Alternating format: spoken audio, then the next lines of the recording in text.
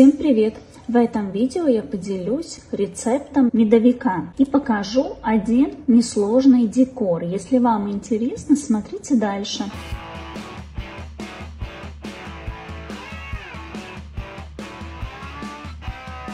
В ковшик кладем яйца, добавляем сахар, мед.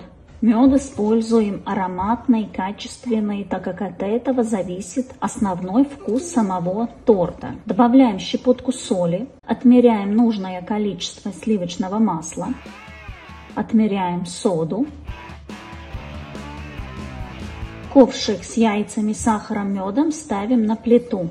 Греем, помешивая до однородности. К этому моменту сахар может полностью еще не растворился. Нам надо добиться однородной консистенции. Как только масса стала однородная, добавляем сливочное масло и продолжаем греть, помешивая до момента, когда сливочное масло объединится с яичной смесью. Нам не надо массу довести до кипения, так как яйца у нас свернутся. Как только все однородное, можем добавлять соду. Ковшик используем по размеру большой, так как после добавления соды масса начнет пениться, подниматься. Греем массу, помешивая буквально минуту, и потом снимаю с плиты и продолжаю мешать, так как ковшик горячий, держит температуру и масса продолжает греться. По этому рецепту в этом этапе у нас масса совсем немного станет такого карамельного цвета. Она не будет очень темная. Добавляю кардамон. Это не обязательно, но помешиваю и переливаю в другую емкость, чтобы масса быстрее остыла. Перед тем, как добавлять муку в основную массу, остужаем до примерно 35 градусов. Параллельно отмеряю нужное количество грецких орехов. Грецкие орехи тоже не обязательно. Это такой мой вариант. Я люблю и кардамон, и грецкие орехи, так как эти два ингредиента усиливают вкус медовика. Добавляю от общего количества муки примерно 100 грамм, чтобы грецкие орехи перемололись в такую очень мелкую крошку в муку. Эту сухую смесь я добавляю в жидкую смесь. Температура примерно жидкой смеси в этом этапе 40 градусов. Потом масса уже остыла до 35 градусов и можем вводить оставшуюся муку. Плюс-минус мука может уйти там 50 грамм больше или может даже немного меньше. Вначале перемешиваю лопаткой, потом перемешиваю, замешиваю руками. Обязательно при замешивании одеваю виниловые перчатки. Так лучше можно замесить тесто и не забить лишней мукой. Также использую силиконовый коврик, чтобы не прилипало тесто к столу. Замешиваем мягкое эластичное тесто, которое не прилипает к коврику и к рукам. Но к рукам оно не прилипает, если у вас одеты перчатки. Если взять это тесто голыми руками, оно будет немного прилипать. Это нормально.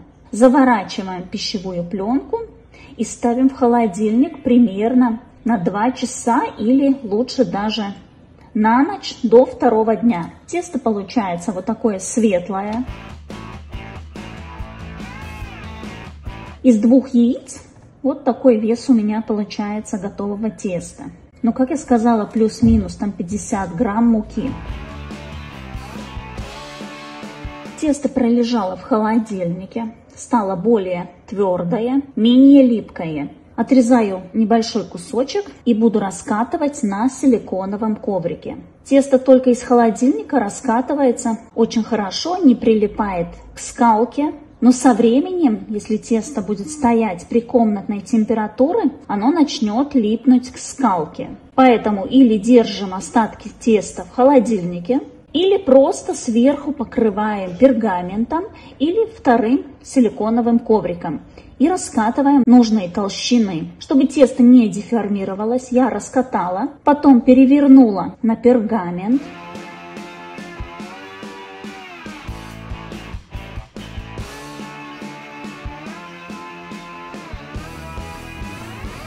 И с кольцом вырезаю нужного мне диаметра. Я использую 16 сантиметров диаметра кольцо, выдавливаю вот так тесто, снимаю лишнее.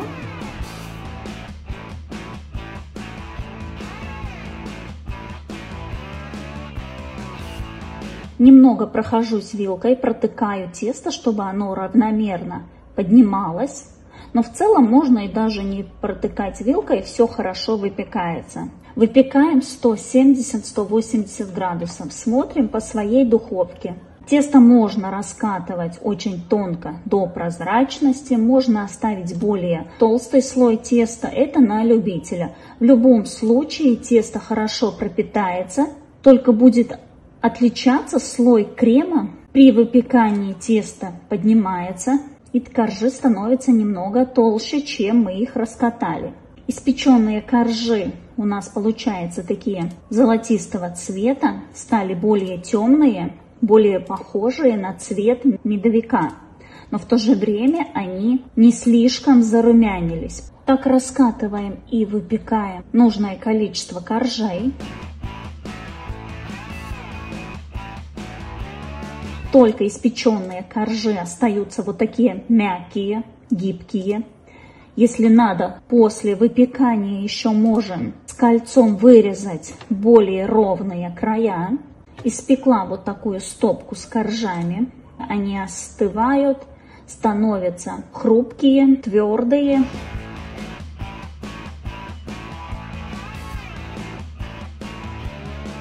Подготовила сметанный крем. Тут крем вы можете брать любой, который вам нравится. Я почти всегда использую сметанный крем. На 500 грамм сметаны добавляю 70 грамм сливок и 70 грамм сахарной пудры. Но также сливки можно добавить и больше. И, конечно, сахарную пудру тоже можно добавить побольше, если хотим более сладкий крем. Также можно к крему добавить творог, чтобы он был кремовый, обязательно перебиваем блендером и вместе с сметаной взбиваем. Можно добавить крем-чиз, сыр маскарпоне. Вариантов очень много, все на ваш вкус. И крем получается довольно жидковатый. У меня эта сметана тут 25%. Когда пропорции сметаны и второй добавки будет примерно одинаковые, крем, конечно, будет более стабильный, не будет такой жидкий. Но если мы собираем торт в форме с бортиками, то нам совсем не мешает жидкий крем. Для разнообразия в парочку слоев я добавила конфи из черной смородины. Собранный торт поставила в холодильник, чтобы пропитался, стабилизировался. Потом торт я промазала бетонным ганашем и масляным кремом выровняла. Подготовила масляный крем на швейцарской меренге, окрасила в серый цвет, распечатала на обычной бумаге вот такой как бы шаблон с эффектом гор. Промазываю растительным маслом. Это для того, чтобы бумага не прилипала к торту. Торт полностью охлажденный. Прикладываю эту бумагу, наношу крем. Крем используем довольно такой жидковатый, чтобы он не успел застыть, прежде чем мы будем проходиться спатулой.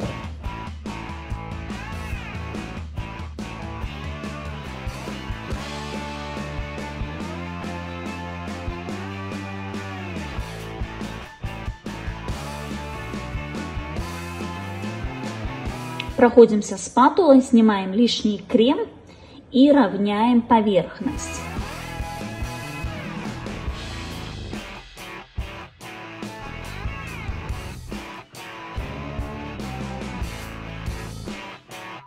Сразу снимаю бумагу, трафарет. Очень хорошо все отсоединяется и получается вот такой узор. Потом прикладываю со второй стороны и также наношу крем. Так как бумага промазанная растительным маслом с обоих сторон, от нее потом этот крем отходит очень хорошо и бумага остается чистая. Поэтому обязательно промазываем растительным маслом.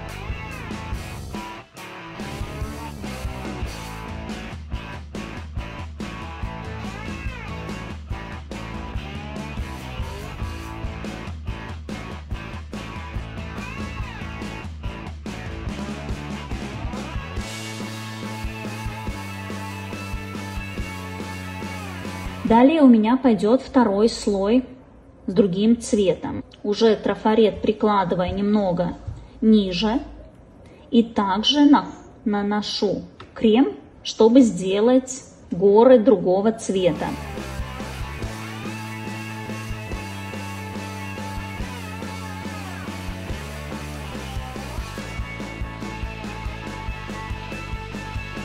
Потом сделала более темный синий цвет и окончательный, совсем темный в самом низу. Чтобы подложка не выделялась, я ее тоже промазала с этим же самым кремом.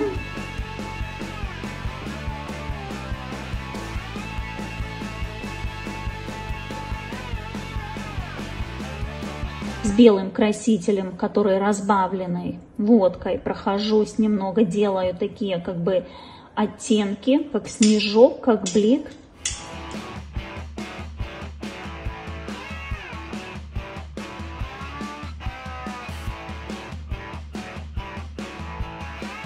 Добавила сверху тоже из крема цифру 1, также вырезала на бумаге и использовала как трафарет. С таким же способом, как и делала горы. И вот такой торт у нас получается самодельным таким трафаретом.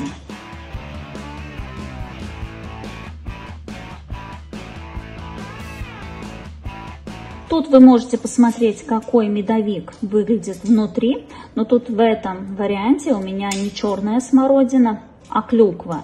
Торт очень хорошо пропитывается кремом, нежный, пропитывается уже через 2 часа. Есть кто любит менее пропитанные, тогда уже 2 часа можно его есть.